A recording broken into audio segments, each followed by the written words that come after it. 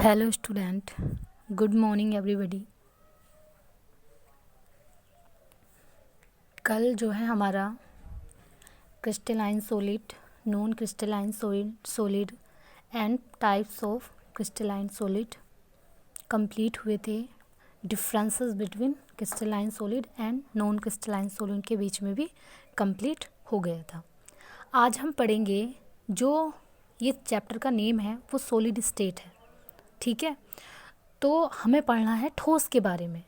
और आपको पता है, जैसे कि आपने अभी पढ़ भी लिया है, कि जो सॉलिड है वो केवल क्रिस्टलाइन सॉलिड को ही बोलते हैं ट्रू सॉलिड, वास्तविक ठोस।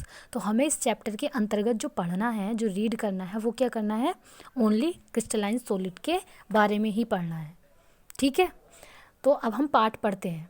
एक क्रिस्टल के पार्ट, कौन कौन से पार्ट होते हैं उसके अंदर, वो हम अब पढ़ते हैं। तो सबसे पहला होता है क्रिस्टल जालक, इंग्लिश में इसे बोलते हैं क्रिस्टल लेटिस।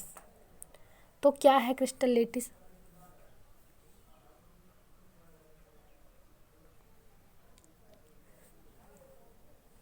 क्रिस्टल लेटिस एक बर्ड होता है क्लोजली पैक्ड, हिंदी में शायद उसे बोलते हैं पूरी तरीके से संकुलित, जिसे निबिड़ संकुलित भी बोलते हैं, ठीक है। क्लोजली पैकिंग बोलते हैं अगर मान लीजिए आपने क्या किया, एक पॉलीथीन, और उसके अंदर आपने गेंद डाल दी, ठीक है। आपने उसके अंदर बिल्कुल ऐसा, मतलब इतना फिल कर लिया कि उसके अंदर आप कुछ और नहीं डाल सकते, इतनी सारी बॉल जो है उसके अंदर फिल कर दी आपने कि उसके बाद आप उसके अंदर कुछ भी नहीं डाल सकते। जितना उसमें आ सकता था बिल्कुल कॉम्पैक्टली करके, बिल्कुल सटा सटा कर उतनी आपने डाल दी, तो उसे क्या बोलेंगे हम, क्लोजली पैक्ड, ठीक है। कि उसके अंदर और कोई गुंजाइश ना हो किसी और सब्सटेंस के फिल करने की। तो अब डेफिनेशन सुनिए लेटिस की। Lattice is a regular arrangement of constituent particle in 3 dimension. कि क्रिस्टलीय ठोसों में जो अवयवी कण हैं वो एक जाल के रूप में व्यवस्थित होते हैं, उसे ही क्या बोलते हैं, क्रिस्टल जालक। और सुनिए, क्रिस्टल जालक में जो अवयवी कण हैं वो पॉइंट के रूप में दिखाए जाते हैं, ठीक है। कि एक 3 डायमेंशन नेट में जो अवयवी कण हैं क्लोजली पैक्ड होते हैं, उनका रेगुलर अरेंजमेंट होता है, उसे ही क्या बोलते हैं, क्रिस्टल जालक। जैसे कि यहाँ देखिए आप, ये बना हुआ है और इसमें जो ये पॉइंट है ये क्या है, जालक बिंदु। जो अवयवी कण होते हैं वो क्रिस्टल जालक में, लेटिस में पॉइंट के रूप में दिखाई देते हैं, उन्हें क्या बोलते हैं, जालक बिंदु। ये पूरा आपका लेटिस बना हुआ है, जैसे ये है,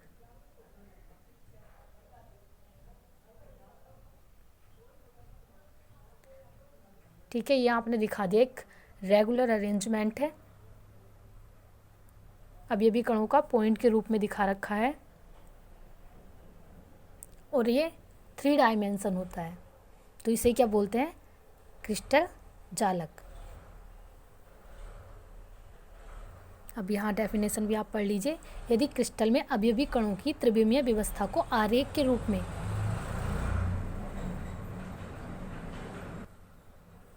निरूपित किया जाए, जिसमें प्रत्येक कण को बिंदु द्वारा चित्रित किया गया हो, तो इस व्यवस्था को क्या बोलते हैं, क्रिस्टल जालक। तो अवयवी कणों का एक नियमित व्यवस्था को ही क्या बोलते हैं हम, क्रिस्टल जालक, और जिसमें अवयवी कण बिंदु के रूप में दर्शाए जाएंगे, ठीक है। फिर आता है एकक कोष्ठिका, दूसरा पार्ट है क्रिस्टल का, एकक कोष्ठिका। ये इसे आप बोल सकते हो यूनिट सेल। तो यूनिट सेल को समझिए, जैसे मान लीजिए हमारा रूम है, ब्रिक से मिलकर बना होता है, जिसे ईंट बोलते हैं। तो अगर हमारा जो रूम है, जो ईंट है, वही उस रूम की यूनिट सेल है, एकक कोष्ठिका है। कैसे? ईंट की ही तो रिपीटिंग करते हो आप, एक ईंट ऊपर, फिर उसके ऊपर, फिर उसके ऊपर, मतलब एक ईंट की अगर आप बार बार रिपीटिंग करते रहो तो रूम बन जाता है। वैसे ही यूनिट सेल होती है, ठीक है।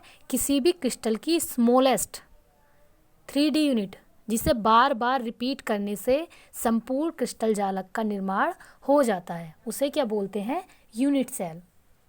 देखिए यहाँ पे देखिए, ये आपका क्रिस्टल लेटिस बना हुआ था, ठीक है। इसमें क्या करोगे आप? किन्हें भी पकड़ लो, आप ऐसा कीजिए, देखिए इन्हें मिलाया हमने अभी अभी कणों को, ये मिला दिया, ठीक है। ऐसे ही नीचे के अभी अभी कणों को, फिर इन्हें आपस में ऐड कर दो। सॉरी, यहाँ पे बना के दिखाती हूँ, वैसे तो ये बना हुआ है, लेकिन देखिए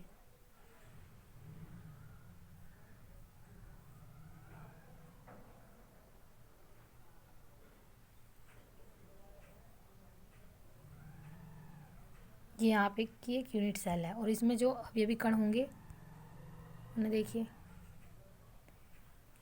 यहाँ होंगे, यहाँ होंगे,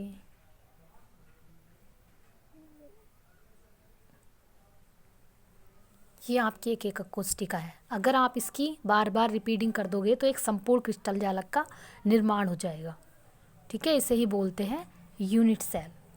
तो आप समझ सकते हैं ईट से, ठीक है। अब जो हमारी यूनिट सेल है वो 4 प्रकार की होती है। वैसे तो नॉर्मली जो है यूनिट सेल 2 टाइप्स की होती है, कुछ बुक में 2 प्रकार की दी हुई हैं, लेकिन ओवरऑल होती 4 प्रकार की है। सबसे फर्स्ट होती है सिंपल यूनिट सेल, या इसे बोलते हैं प्रिमिटिव यूनिट सेल। प्रिमिटिव मतलब पुरानी एकक कोशिका। तो ठीक है, सुनिए, simple unit cell. Simple unit cell क्या है कि ऐसी एकक कोशिका जिसमें अवयवी कण केवल कॉर्नर पर उपस्थित होते हैं, जैसे कि अभी मैंने बनाई थी।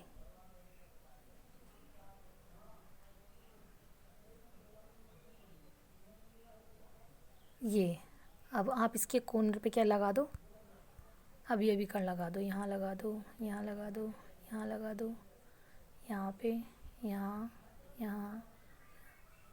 तो ये आपकी बन गई सिंपल एकक कोशिका, ठीक है।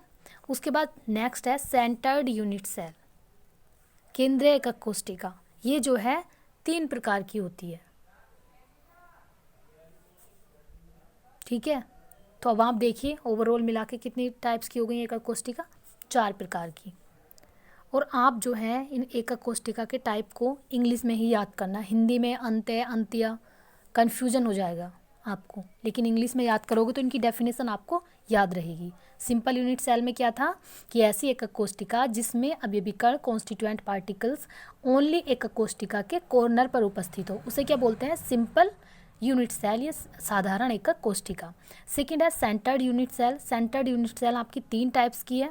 फर्स्ट है फेस सेंटर्ड, इसे बोलते हैं FCC। आप इसे इंग्लिश में ही याद करना, हिंदी में याद करोगे तो फलक केंद्रित एकक कोशिका, ठीक है। फेस सेंटर्ड एकक कोशिका क्या है? ऐसी एकक कोशिका जिसमें अवयवी कण कॉर्नर के साथ साथ एकक कोशिका की प्रत्येक फेस पर भी उपस्थित हो, ठीक है। अवयवी कण कॉर्नर के साथ साथ फेस पर भी उपस्थित हो, प्रत्येक फेस पर। तो अब फेस कौन से हुए इसमें? देखिए ये एक फेस ये हुआ ऊपर वाला, एक फेस नीचे वाला हुआ पूरा, एक ये सामने वाला फेस हुआ, ठीक है। एक ये वाला फेस हुआ, ऐसे ही एक ये वाला फेस हुआ, ठीक है। कितने फेस होंगे इसमें? 6।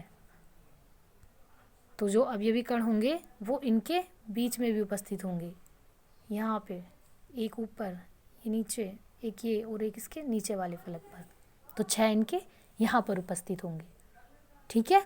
इसे बोलते हैं फलक केंद्रित एकक कोशिका या FCC। दूसरी है आपकी body centred cubic unit cell, इसे बोलते हैं BCC। इसमें क्या होगा? अवयवी कण कॉर्नर के साथ साथ, देखिए मैंने इसलिए कहा है आपसे इंग्लिश में याद कीजिए क्योंकि हिंदी में इसे अंतः केंद्रित एकक कोशिका बोलते हैं, ठीक है। अब अंतः का आपको समझ लो कि अंदर, लेकिन फिर भी इतना बेटर नहीं समझ पाओगे। लेकिन अगर आप इंग्लिश में याद करोगे तो देखिए, ऐसी एकक कोशिका जिसमें अवयवी कण कोर्नर के साथ साथ यूनिट सेल की पूरी बॉडी के केंद्र में उपस्थित होता है। ठीक है, समझ लो, इसके अंदर एक अवयवी कण यहाँ पे उपस्थित होगा। इसे बोलते हैं body centred cubic unit cell. तो इससे क्या है, बॉडी से आप ध्यान रख सकते हो कि बॉडी के अंदर भी एक अवयवी कण उपस्थित होगा। ठीक है, इसलिए कहा है आपसे, इसे इंग्लिश में याद कीजिए कि ऐसी एकक कोशिका जिसमें अवयवी कण कोर्नर के साथ साथ एकक कोशिका के पूरी बॉडी के केंद्र में भी उपस्थित हो, तो उसे क्या बोलते हैं, बीसीसी। लास्ट है आपकी end centred cubic unit cell. End centred में क्या होगा, अवयवी कण एकक कोशिका के कोर्नर के साथ साथ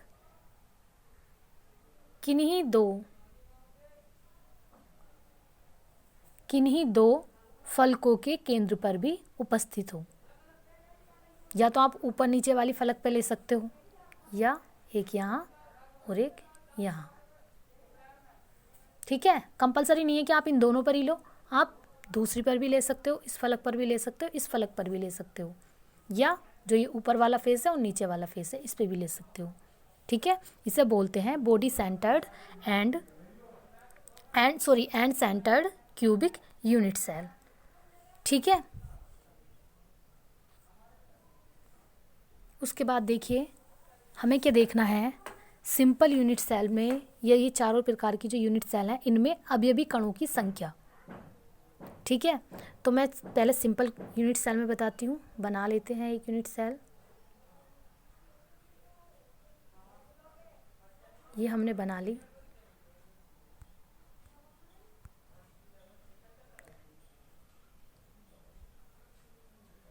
ये हमारी यूनिट सेल बन गई। अब हमें देखना है कि इस यूनिट सेल के अंदर कितने अवयवी कण उपस्थित होंगे। तो देखिए, ये तो केवल पॉइंट के रूप में दिखाया है हमने, लेकिन अवयवी कण कैसे होते हैं आपके, राउंड सर्किल में। अगर मैं इसे बनाऊं राउंड सर्किल में तो देखिए,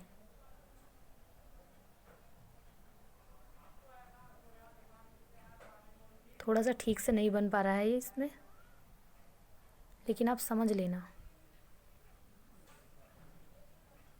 इस तरीके से होगा। ठीक है, अब क्या है, अब आप इसे समझिए कि पहली बार तो अगर आपने एक बॉल रख दी यहाँ पर, ठीक है, इस किनारे पर आपने एक बॉल रख दी, तो उस बॉल का पहले तो हाफ हिस्सा बना लो, क्योंकि हाफ बॉल तो बाहर ही रहेगी। ठीक है, हाफ बॉल तो बाहर ही रहेगी। अब इसमें एक ये दिखा दो, एक ये और एक ये। तो कितना हिस्सा इसके क्रिस्टल के अंदर है, केवल ये वाला, देख सकते हो आप। पहले तो ये गेंद जो है हाफ है, केवल हाफ गेंद है, और उस हाफ का भी कितना हिस्सा है इसमें, 1/4, केवल ये हिस्सा है। एक हिस्सा ये होगा और एक दो हिस्से इसके पीछे होंगे, तो ये 1/4 जो है हाफ बॉल का हिस्सा है। तो पूरी बॉल का कौन सा हिस्सा होगा, ये 1/8। ठीक है, तो मतलब यूनिट सेल के अंदर कितना हिस्सा आया एक गेंद का, केवल 1/8। तो हम कैसे काउंट करेंगे इसे, कि जो अवयवी कण हैं कितने हैं टोटल, 8, और 8 का भी कितना हिस्सा है, 1/8 हिस्सा। तो अब इसे आप सोल्व करोगे तो अवयवी कणों की संख्या कितनी आ जाएगी, 1। ठीक है, जहाँ तक उम्मीद है आपको समझ में आ गया होगा। अगर ना आया हो तो पूछ लेना, वरना आप खुद ही करके देखना कि एक स्क्वायर में आप बॉल रखो, तो बॉल का आधा हिस्सा तो बाहर रहेगा, तो उसे कट कर दो, आधा हिस्सा बचा। अब आधे हिस्से में भी आप एक वर्ग को रखोगे तो उसका 1/4 पार्ट ही आएगा अंदर, आधा वो उससे वर्ग से बाहर रहेगा। तो जब आधी गेंद का 1/4 हिस्सा आ रहा है तो पूरी गेंद का कौन सा हिस्सा हुआ, वो 1/8। और अब ये भी कण कुल कितने हैं, 8, तो 8 का 1/8 हिस्सा आ रहा है। तो पूरी एकक कोशिका में कितना अवयवी कण हुआ, केवल 1। ऐसे ही और में भी करेंगे।